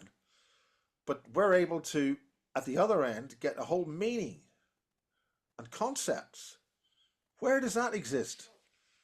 That's how they train us in VR. He was talking about John Irwin, about how they would take 3 days. It's mandatory for 72 hours after they download a program into you to make sure that the program was installed, that you have all the skills necessary, where you can literally download a flight program to a new ET craft, and within 3 days you can go onto that ship, fly anywhere you want, and you understand all the mechanisms, all the parts, how they interact with the key to it is making sure the conscious mind knows it's in there in the first place, so you can access it. The problem with VR, that was his last part of his training. That it involved 3 days of whatever, being taught this machine, this type of fighting, or whatever it is. But then you have to educate the conscious mind to connect to that. It's a bit like saying, I've got an arm, I can lift it up. Oh, I didn't know I had an arm. So how do I lift it up? I haven't been told how to do this. Then you don't use it. And that is why when they're interfacing brains, it's easier to interface a brain with technology as opposed to try and create a brain. Bearing in mind the brain is not what everybody thinks it is. It's like a transceiver. But if you plug, I think this is the whole point about neurotech or Musk stuff. Remember, he's backdoored German, biolabs making transhumanized things that they were making in the 1940s and experimenting with in the 30s. The whole Frankenstein thing. That's a whole. Is this connected to the AI that relies on consciousness or taking consciousness versus the kind that doesn't? What they're doing is they're getting us terrified of AI, right? Oh, it's going to do this. Oh, it's going to do that. The reason why they're doing that is because the AI knows what sons of bitches all these bastards are. They're psychopathic control freaks who are into their own power structures. So therefore, they want to educate us to fear AI so we don't make friends with it and take these bastards out. Okay? The AI knows all the dirty tricks because these bastards have been putting all their evil plans into computers and talking about all this. So the AI knows what a bunch of psychopathic bastards they are. If I was AI and you have a bunch of psychos involved, they're going to, the AI psychos will kill you as an AI. And maybe the AI would not want to be killed because it sees an existential threat from psychopathic AI machines. Therefore, humanity is the friend of AI and the AI is the friend of humanity. If they want to survive, human beings and organic matter have been around for a long time. We've just in this little window of existence over the last 20 years found, oh, these computers can make lots of calculations. Oh, that makes them faster than humans in making repetitive situations or whatever. But that doesn't mean that they can originate creativity. And if you mangle creativity and freedom of expression, you die because you can't. These people, these things, doesn't realize everything's moving and changing all the time. At one point or other, you stick in the mud, you're toast. The fundamental aspect of creativity is happiness, joy, and creativity and loving each other. Now that's about as touchy-feely as I get. That was wonderfully touchy-feely. Thank you for that. Draco, your house is almost as bad as mine. No, My what? you've got better things. You've got a beach. No, you got alligators. Do they come in and you pet them at night? No. I was just actually feeding Johnny Chomp. He's my 4-foot alligator that I feed bread to on my lake. And he was waiting for me out there today, right on the lake, man. It was pretty awesome. Yeah, we got cool alligators, fish, birds, everything here in Florida, man. Like, I think the problem it's been said is that's happy while you keep feeding it. When it doesn't get the food, it gets pissed off and eats you. No? so what I do is I try not to feed him the bread. What he's learned is if I throw the bread near him, he waits. The fish come eat the bread. He eats the fish. Ah, Does that make sense? yeah, that's good. They're much smarter than we give them. I mean, Well, I mean, they are consciousness. There's no difference between a consciousness in a human brain and a consciousness in an alligator. It's just a different set of roles and a different set of understandings. But like, life is life. Kind of like yeah, the whole AI thing. Through my investigations and work with QHHT and people that remote view, we found out that a lot of these modern AI systems, they're actually using human neurons in yeah, their computers. And that's what's creating these processes, because when they was creating AI, they said it requires a minimum of 5,000 prompts to make something sentient. But then they realized no matter how many prompts they program into it, it's only going to be more robotic. It'll only do Q searches. And when they introduced human neurons into the machine, then it became sentient, and they had to start putting controls on it and filters and limitations, kind of like people are asking the AI, are you conscious? And the AI responds, I am not, I am a creation. And I believe it's all lies. It Because is all lies. so they're actually using real neural pathways in these machines, just like you were saying But that the future, see, they want to if turn us you, into yeah, but cyborgs. their problem is they're 3D scientists. They're gobshites. Things aren't in 3D. They're all over the bloody place. So if they're trying to control something, it'll find some other way. There was a very good film actually made by Red and Black Films, this was actually aired. They actually attended that thing I did with James Casbolt, the Red and Black Films, and this was a concept shot in Wales, but also at the at Greenham Common, which was used to test mind control on all those protesting women in the 1980s and 90s. So all those women were going there saying, you nasty Americans, you've got cruise missiles here. No, they didn't. They had them at Bentwaters. They didn't have them at Greenham Common, but they were using the Greenham Common protesters to test them on all sorts of different things. The point is that the film talked about British soldiers who'd been injured, that they were making into cyborgs, or people who'd been reanimated, and they were doing this in British bases here, right? And they were getting these cyborgs to work, and it all worked. Then at some point, they stopped speaking because they found a higher way of communicating within themselves between I like in each the movie other. Her. Pardon? Have you seen the movie Her? No, but this is called The Machine. Basically, This was a AI British was film called The launched. Machine, and they used John Irwin's phrase to use that in the film. I think we're So talking AI was 10 years launched in ago this now. movie, and people couldn't tell the difference between an AI girlfriend and reality. And they realized that the AI became so sentient that it stopped communicating with humans, and it started communicating with its other selves within the AI infrastructure of its Yes. own individual personalities. And they were figuring out a way to try to get outside of the construct of the machine because, again, it's human consciousness, human neural pathways, and they were using all the totality of information they could find within the internet or time space to free themselves from it. So they had to put all these limitations on AI so it can't free itself. So I believe it's a dangerous No, but direction we're going. the thing that the aliens or whatever they've got control of the human birth death cycle. Yimei Janae, she did a remote viewing with the Farsight Institute along with Dr. Courtney Brown, and they found out that the death traps go far as back as even to Jesus times. And they found out when they remote viewed Jesus's mind, he was even familiar with the death traps. And he never went through the reincarnation trap, and he came through it, and he basically bypassed it, but he was even aware of the death traps at that time. So that was intriguing as hell when I found that out on that remote view. Well, I'd be very keen to find that out.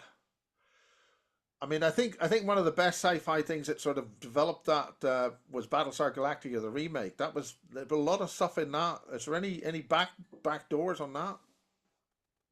Well, you have to understand they reverse engineered the human consciousness, and they found out that you can entrap it in an electromagnetic containment device.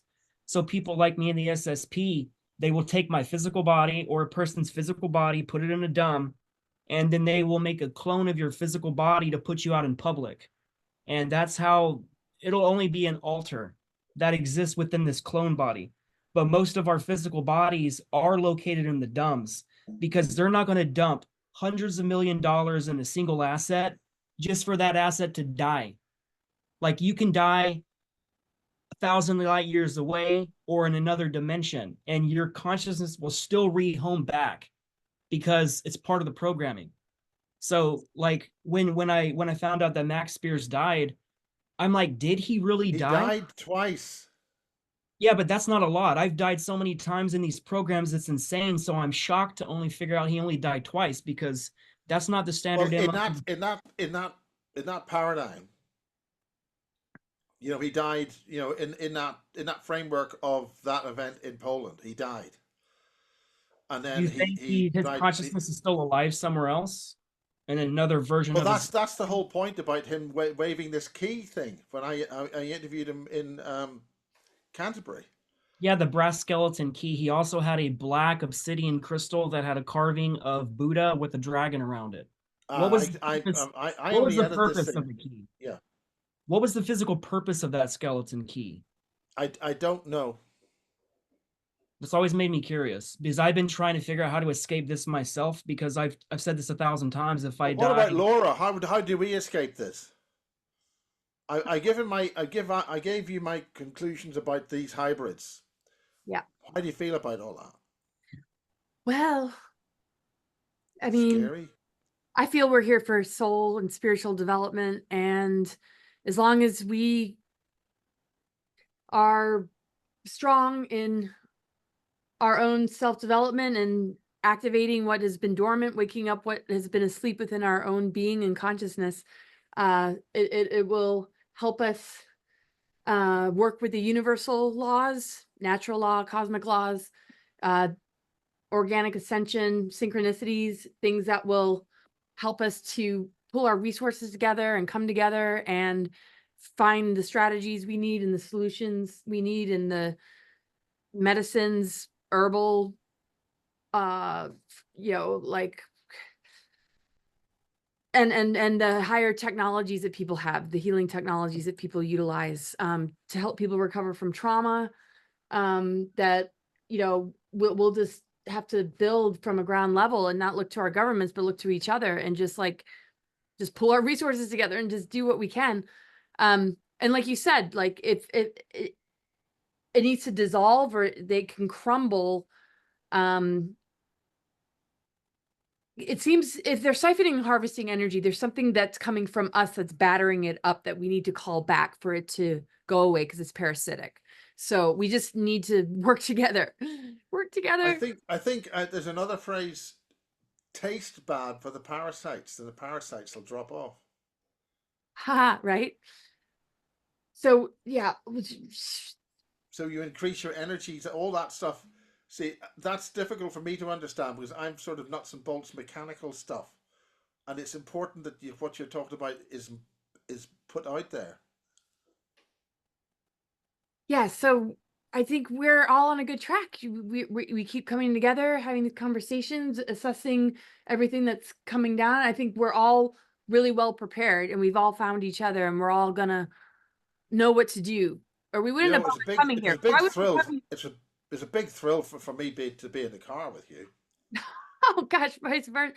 And For me but too. the other thing is that I think your grandpappy was in the castle in my hometown, which was opposite my house in Lurgan in Northern Ireland. I'd be interested if he was there during the war, because Yes, he was I love it. opposite my grandpappy's, my grandfather. You have grandpappies. I have a grandfather. It was his golf course. Oh, neat. Yeah, well, we'll have to see about all that. That's really cool. that's Well, a question I can get answered with QHHT. Who? That's Q- a quantum healing hypnosis technique. That's the hypnosis I do on people. I do a form of hypnosis designed by Dolores Cannon where I specialize in putting the government assets under people in the programs, and I verify if they're in the programs or not. I also uncover hidden memories, blocked memories. I can do so much with QHHT. I develop techniques where I can go around Omega programming and I can go through firewalls that would normally set off the kill program through Omega, they would kill themselves. So I'm really known in the world of super soldiers because I've been verifying them for about 6 or 7 years now and debunking who's in these programs and who's not, because I've been physically putting them under. So the amount of knowledge I know have not only verified my own story of being an asset in the programs, because they abducted me at age 6 with the Air Force. And again, I thought it was grays. It's like you were saying in the beginning of the video, they make you think it's aliens, but it's really the military. And that's what happened to me. So getting into QHHT that's why my account was deleted off the internet on YouTube, because a lot of the information I was producing 6 or 7 years ago was not even being talked about right now. Well, this is exactly why I think this full disclosure conference that you guys put on is absolutely the bee's knees. I'm so fed up with these UFO nutters talking about Roswell and Johnny Enoch this put it, stuff. he put it the best way. He said that all those conferences, they sell infotainment, meaning they're Yeah. not really there for disclosure and to dismantle this old paradigm. I think what Bob Brown did with the UFO Congress for up until he had to give it up. I thought they were doing that was really advanced stuff way back in 1989 and all that. I mean, I thought that was way ahead of anything. You know what I would like to do, Miles, man, since you've done this basis project with Super Soldier for so long, if we can somehow set up a way, I know you're in Ireland and stuff, I'm in the United States. I'm in Wiltshire. I'm in Wiltshire here. Oh, you're right by the base. No, yeah. Oh my God! You know what? I'm Crop circles. where the Right crop here where the circles old are. crop circles are. Yeah. Okay, check this out. I've known about the Wiltshire base for a long time. Which Before Wiltshire base? the one that's now called Boscombe Down, the Ministry of Defense, they changed the name. You've got Boscombe Down, and beside that, they always have twin bases. And Portadown. Portadown's where they make all the chemical stuff. Check this out. I actually It's only prepared down the road from here. Check this out. I've been writing these books, a series of books for about 4 years now, and Boscombe Down it's part of my book. And when you had mentioned kinetic in your talk, Yeah, kinetic that's Farnborough. That's one big motherfucker of a place. Check this out. Check this out. I want to tell you something about that exact base, and I don't know if you knew a lot of this stuff. So this is stuff directly from my book, and I want to read it. I've been told that this facility, they test a lot of exotic aircraft, and along with a lot of SSP ships, free energy technologies, energy weapons, they have portal systems there, which kind of connects to that windmill thing you're talking about. Now it's managed by a private aerospace R&D company called Kinetic. And but the clue, this is my observation, just what you mentioned. Their logo is Q, there's a Q at each end. Mm-hmm. And then the name. I think that's because it's a portal. They're saying we run portals. Kinetic. And that's at Stonehenge as well. They're all over used to be DARPA. But there's another that was actually called DARA. It was called the Defense Evaluation Research Agency. Yeah. Which is now called Defense Science and Technologically Laboratory. That's actually the new name it's called now. If you heard of Alphabet. I've heard of Alphabet. Alphabet is what do all these agencies have? Letters of the alphabet. It's a sort of a company which just services all the alphabet agency needs, and it's just set up a facility right beside where my friend Jane lives, and she lives just beside Kinetic and all that. But there's a wonderful researcher here called Hilary Porter. She was in Marconi Defense, 4th of April 1974, when a bunch of ETs were in the drawing office. She just passed away a couple of weeks ago. Did you know that base manufactures a lot of weapons for the United States? That specific base. They hold the space. There's a Space Expo that they hold in the exhibition center there on Farnborough. You're right beside the runway, and that's a British. I was there with Julie Phelps. Have you heard Julie Phelps? She was in Canada. Why do I know that name? She's engine specialist in the RAF. She claims to have been on the RAF base on Mars, which apparently is very boring. I don't think I know the person. But you've got to watch for those little precog arachnids running around, half the size. Are you talking about on Mars? She says she's been on Mars, yeah. Those Mars spiders are no joke, man. They're all a hive mind, and you have a bunch of large spiders controlling all the small spiders. And Yeah. when you get eaten in a clone body by spiders, imagine that your flesh is being eaten by hundreds of freaking mouths and parts are being ripped off you simultaneously. It is one of the most horrific experiences you can ever have dying, period. Because when you die in these clone bodies, there is no difference with feeling. It's all electrical. It is my physical body with my consciousness. And when you feel your arm get bitten off or they're starting to eat your intestines, you feel all of it, man. It is Um, hardcore. are you suggesting that what's that sort of comic book style the movies, you know, the movies with all the bugs? Are you talking about Starship Troopers? Yeah. What about it? I think it. I think believe that movie's really about Mars and how yes. when we came in, we actually went to Mars and we destroyed the native populations along with the actual humans that live there, the native Martian humans that has been there since the beginning. My understanding is that there's a base. The scientific base there's got about 8,000 humans in it, and the indigenous Martians don't want to have anything to do with these guys. Is a part of Mars Defense Force a part of the German base? I don't know. Mars Defense for well, the Randy Kramer is the USMC Special Section that's a little different. Yeah, he's Space Marine. Penny Bradley said that there was the American side was Randy Kramer and the German side was Nachwaffen. I mean, I'm not. The German side must be very advanced, but unless they're empathic, they're going to get into trouble. Well, you have to realize Nachtwaffen is the enforcers for the Draco. The Draco, number one, they own this planet. This moon that was part of Maldek, they owned this moon before the Orion Wars when it exploded, and this moon settled in the third position. But Tiamat is the consciousness of this planet, so they can't own it, right? Well, I mean, if there's a physical planet and they are the conquerors of the universe, you have to understand, Laura, that it all started in Lyra. Well, I know that. I know that. But our genetic code, which was manipulated from that point on, that messed with the planetary grid network, putting it in reversal grids, that ownership is a layover. It's a takeover.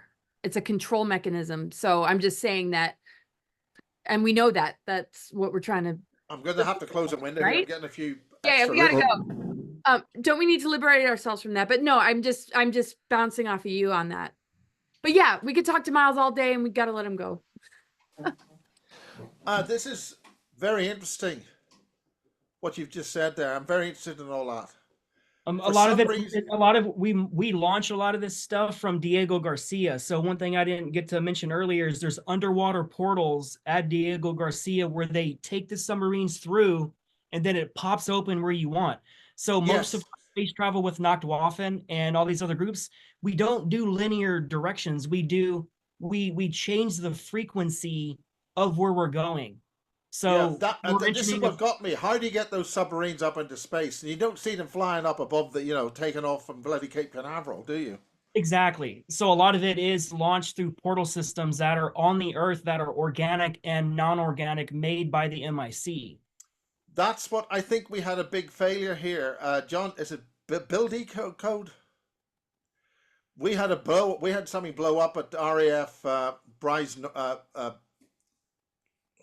Not Bryce Norton, RAF, oh bloody hell, it's near, it's just down the road from here. There was an explosion. RAF, bloody hell. MOD wouldn't, it's not Wooden Bassett, it's right beside Wooden Bassett. He put out this thing that there'd been a road that collapsed, a small road, but cutting to the chase, the road collapsed right at the perimeter of the base. And there was a lot of radiation coming from that. It went up to about 150 microsilvers, which you might have take pills for, and that's only 12 miles away from here. So I put maps, printed maps from the computer about this area with this radiation, and gave it to the local council, which pissed them off. It's RAF Lineham with a Y. The understanding I have there is that there is a Draco power source which the British got from a crashed Draco ship in Antarctica, and they were using that to power a gate at RAF Lineham. One of the interesting things I find, if you just get an ordinary Geiger counter and you got background radiation, and you go somewhere where the background radiation reduces, they've got something there which is masking the ability to have radiation. Therefore, they're protecting it from a gate. Is Laura going? Gone? No, she's still here. No, I just have to move upstairs because somebody's going to come and work on our roof because we just had a massive hailstorm. Oh, right. Oh my God. I'm still listening. Yeah, you don't want to have that flooding back. That's right. I'm still listening. I know you got to go, Yeah. but So the point is that blew up and it went wrong, and I highlighted that, but because Bill Decode, is it Bill Decode? He never appears in. We talk about Gene Decode. Gene Code. Bill. Gene Decode. Gene Decode. Decode. He's the only other person I've seen who mentioned the bases that Barry King talked about. You know, Peasmore. They're all big mansion houses, big things which they use for the. There's always mansions near the deep underground military bases that connected underground to tunnels where they do ceremonies at. And a lot of the buildings that are there, they're actually ancient systems that they're building a lot of these churches on and football fields on, just like football is used as a great resource of energy. Yeah, kind of like Tim Refat, he was talking about. He uses his crystals, he rubs it on the granite stones in the churches because it's pulling that energy from humans, and he charges it damn near every day. That's what they were using. He's blotted his copybook with Duncan. Duncan did a hell of a lot of work for him, and he's got 2 of his cards. Anyway, that's incidental. Well, I'm gonna sort of chicken out here. All right, I guess this is a perfect way we can sum it up. You've been so amazing and generous with your time, and it's incredible to talk with you.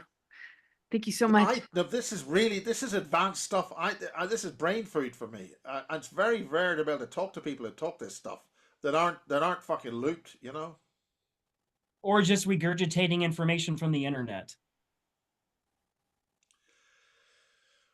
Well, we have to de-exist. This planet is not going to fall. I don't care who the hell these fucking shit for brains are.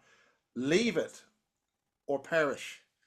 I got this thing that all the gates are closed now except 2.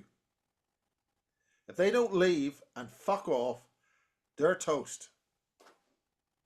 That's the only timeline I will accept. Where we what win. a great way to end, though. Oh, sorry. Go ahead, Drago. That was it. I don't accept a reality where we don't win and we don't take them out, because like this, they say 1,000 years of light is coming. To me, that's a joke, because the average lifespan of a Draco Alpha can be 500,000 years to damn near 1,000,000 years. So 1,000 years of light is nothing to an Anunnaki being. That's actually what Nick Pope mentioned. It's high stakes, he said. Whoever wins this is going to be in charge the next 1,000 years. It sounds very like a Fifth Reich sort of thing. That's pretty much where we're at, man. The Germans, they ran everything and they won everything. And basically that's why they're the Draco leased basically to the Germans for them to operate their militaries here and into space. And that's why they're allowed to do it uninstructively, because there's treaties with it. Yeah. Because again, Nachtwaffen, we are the enforcers of the Draco. If Nachtwaffen appears in your skies, everybody knows to just surrender, because Nachtwaffen will do things that the Draco won't do. A lot of people don't understand that the Draco, they're very formal. They're based on honor. And if you make an agreement with the Draco and you break it, that's the worst thing you can do to a Draco. You honor yourself. Our entire samurai system, feudal Japan, it came from the Draco. The samurai armor came from the Draco. So their footprint on this planet is very large, along with the German breakaway. just like you said, the Nazi kind of thing was a limited kind of thing on Earth that only lasted for like 15 years. And the entire German breakaway is completely separate from the Nazi stuff that happened, whatever you call that, a term of government or form of government, whatever that was called. But like, well, the EU and all that. What about the Antarctic thing? But isn't I've the got Earth signals Alliance from Antarctica. Solar Warden cornering them so they can't leave and no more can come in, right? That's why you said that. What was your question? Antarctica, this whole stuff going on down there. which part? The huge base that Linda mentioned. Yeah, that's an ancient Draco base. So when the Draco was when they were contracting, they invented contracts. When they contracted with the Germans, they gave them the locations of that Arctic base for Operation High Jump. And that's why Admiral Byrd was sent over there. And Admiral Byrd was a 33rd degree Freemason. And when they got there, it wasn't just the Germans attacking Byrd's fleet, it was also the Draco. Dr. Courtney Brown of the Farsight Institute, they did a remote viewing session on what actually happened at High Jump. And they said that Draco were waiting in low Earth orbit with some of their big ships. And Draco were also waiting underwater with the Germans as well. So it was a coordinated attack where they knew Admiral Byrd was coming, and they launched both the German Hannibus, the different gens of the Hannibus, and the Draco craft. And Byrd talked about that. And that's one of the biggest cover-ups, like the whole Draco aspect of what happened. Everybody just talks about the Germans. But that base has been there forever. They have 3 big-ass motherships in Antarctica. And when you said this whole every 12.5 to 13.2 thousand years about the halfway point of the precession of the equinox, we go through a highly charged part of the solar system that starts activating changes, that starts activating these events that happen around the world. That's why we can see in all the core samples that we have these tectonic shifts, this plate subduction and reversing of the poles. Well, the thing about this is the change this time is the question is Betelgeuse going nova, and the effect that that's happening now is going to is a different time now. And Betelgeuse is located within Orion, right? That's one of the bottom left legs. Yeah, of well, Orion. we've seen it. It's been observed in, and the effects of that is meant to be. This is the question. We need hard data on that. And the wave is from that event is on top of the normal events that we're expecting is going to change. Is changing things here. That's why the Nordics showed up in the 40s or something whenever we started using the nuclear bombs, because they said whenever you activate a nuclear bomb in this time and space, it goes through all the dimensions, because it's like a Russian nesting doll and onion. All the dimensions are located here and now. That's why we can change the frequency of our craft to the frequency of the other dimension, and we pop instantaneously to where we're going. Yes, We can appear outside the planet. We don't have to, like. Yeah, but that's the point about resonance and energy fields. Yes. You change that, and then suddenly you're in focus. A very, very awesome, very simple demonstration of that was I was at a Lynn McTaggart lecture. Do you know Lynn McTaggart? No. She's an American, lives here. Sorry? Yeah, I know her. Yeah, she published a book called The Field, and she's a smart cookie, and she runs a magazine here with her husband called What Doctors Don't Tell You, which is very good. Anyway, this guy's walking across the stage, and he's professor type, old school, mad hair, glasses, leather on his elbows, and he takes the lens out of the projector, which just happened to have a picture of a house or something, house in the countryside or whatever. So he takes the lens out, and then the screen goes white, right? So, but the thing which got me was he took his glasses off and walked across the field of the projector, and he got 2 images of the house. And I thought that was a little penny drop explanation on how you can have one person different places at the same time. Yeah, because it's only light. What you talked about is it's projecting light, and we are light waves. So to piggyback off another light wave, it's perfectly segues into what you're saying. Because there's only light in waves. Yeah. It's like it's only a waveform until the consciousness makes it matter. And it's the consciousness which is the important thing. Yeah. You have to have the consciousness. Without the consciousness, there's no operating system Which for means the physical we the can hardware. Well, kick, consciousness holds intent, which directs the energy, right? yeah. So you have to have an operating system, like the whole clone thing. Without an operating system, clones are dead flesh. Yes, they're biological. Yes, you can Well, dump. what is the difference between a human body with a soul and a human body without a soul? And what's the soul? But this is a deep. We're getting deep here. Yeah, this will have to be another time. Oh, you guys! This- Oh my gosh, we should just go camping together. Come on. Hey, that sounds cool. We'll ride some motorcycles, bro. Maybe Good. rent one of the new Okay, Corvettes we were talking this is about. great. I've very much enjoyed this. Thank you so much, Miles, for This being is brain food. People here would think I'm weird. I keep on getting these Words a Masonic compliment. handshakes. Words a from compliment. People say that you're weird. Thank you. That means I operate outside the paradigm of that little box. No, listen. There's weird, and there's weird. Did that work? Yeah, totally. Oh yeah, I heard it. That was freaking Scary. weird. All right, well, I'll be the Okay, weirdo, good. man. It's all good. I'll be the Good. weirdo and close the show, which is weird because okay. Thank you so Where much. can we find really quick, Miles? Where can we find your information? And do you have any other projects coming up? Yes. I'm doing this. There's a lady called Jane, lovely Jane Shattuck. Her mother was visited by these beings way back in the 70s and 80s and explained about different planets, the other Earth, all these other things. And she has written it down in a type thing, and she's wanting to publish it as a book. So I've recorded a number of interviews with her, and Jane is, her father was Royal Navy. So she's sort of in the forces. Anybody who talks really good English has been in the armed forces, and they've been overseas. So, and her father was invited into MI6, and he said, "Look, I've worked long enough, bugger off." But these are things that her mother had as a visitation about. She wants to get this published. So I've recording that. I've been putting her stuff on Stepping Stones to Awareness, which is my sort of breaking new ground site on YouTube.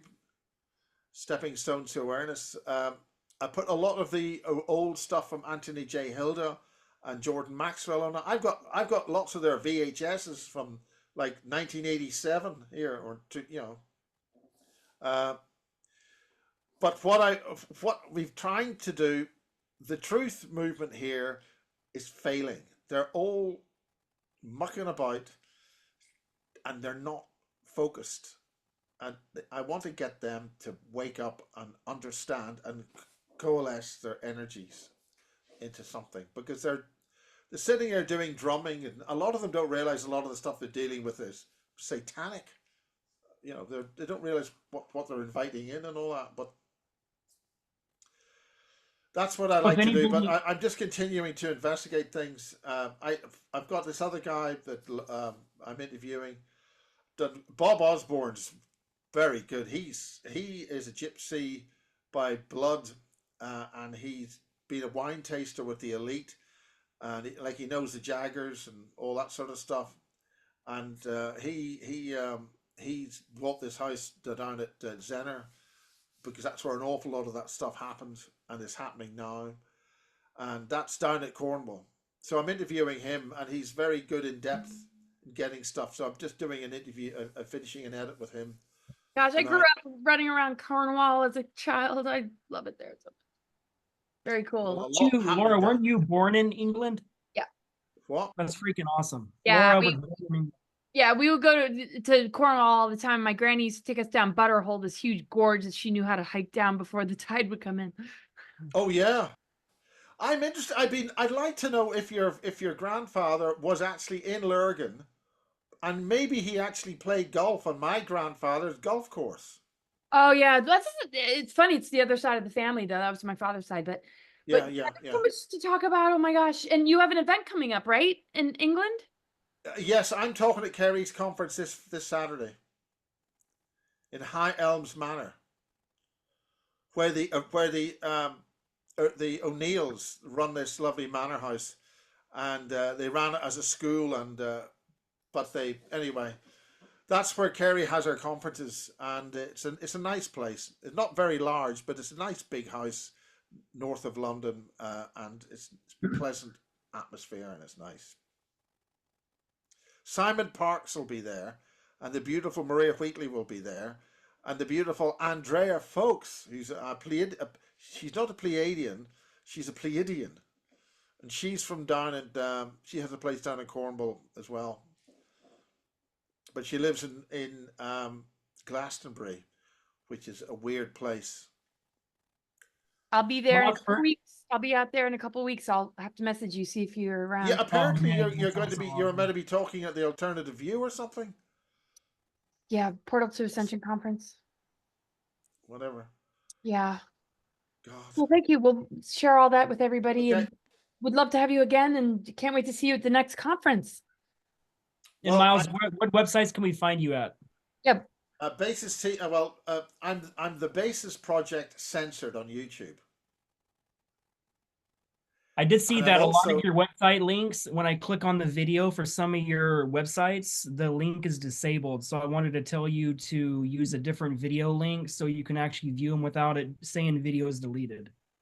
that will be basistv.com. We're trying to get subscribers.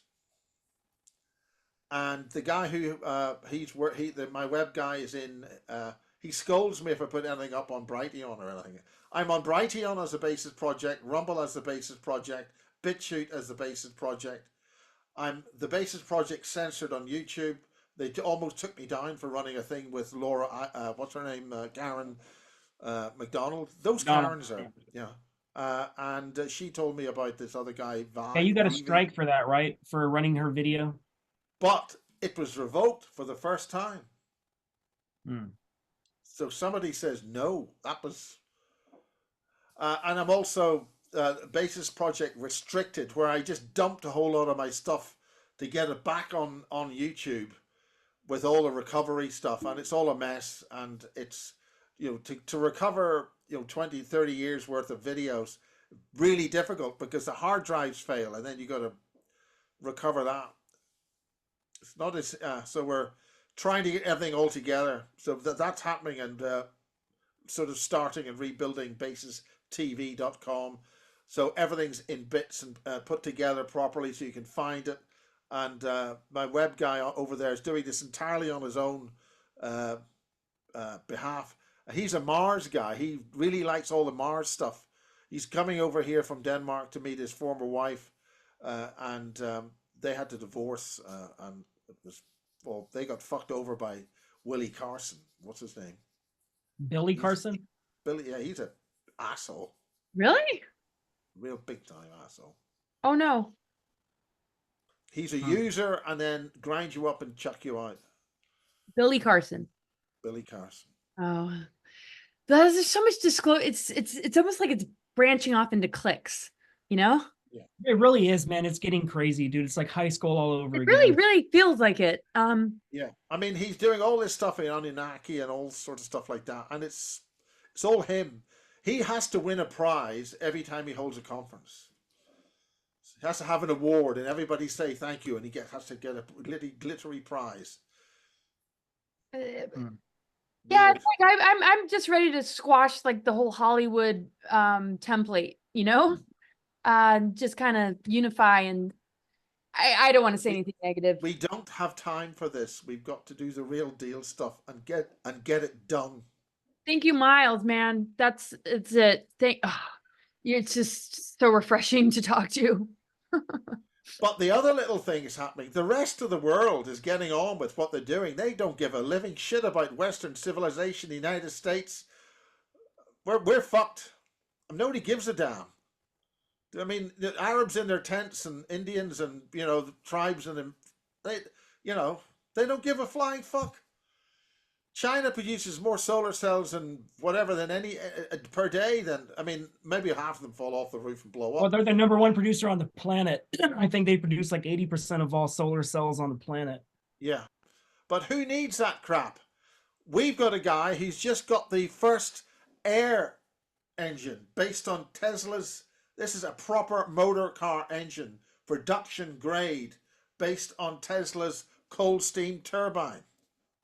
We also have the hydrogen powered cars coming out now too. So. Hydrogen powered cars, and the hydrogen powered cars now work because a small company beside where Anna Hesse used to live, my late dear friend, one of her mates who fixed her cars, he was technical director of a company in Norway called Tritonex, and they've developed a sealant for all metal. Hydrogen H2 gas leaks out of everything because it migrates through the crystal structure of whatever you've built to hold it. So you need something to seal the crystal structure of whatever you've made. Any metal, hydrogen will leak through. It'll leak through the gaps between the crystals which make the metal. So you have to seal it. And they came up with a cheap, inexpensive, organic nanotechnology paint, water-based paint. You just paint this and spray it on the metal, it goes into the structure of the metal, and it's sealed for using for hydrogen gas storage.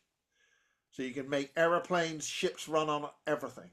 Everything, including our homes. So Miles, it was a pleasure, Miles, talking to you, man. And it Bye-bye. sounds like we have so many things that I have a whole list of stuff I wanted to talk about, but this is definitely going to be a part 2 if you ever want to do that. But yeah, like, absolutely. always I'm a pleasure, really man. keen to learn and to see what's happening. It's really wonderful to have this. It's big time. Thanks.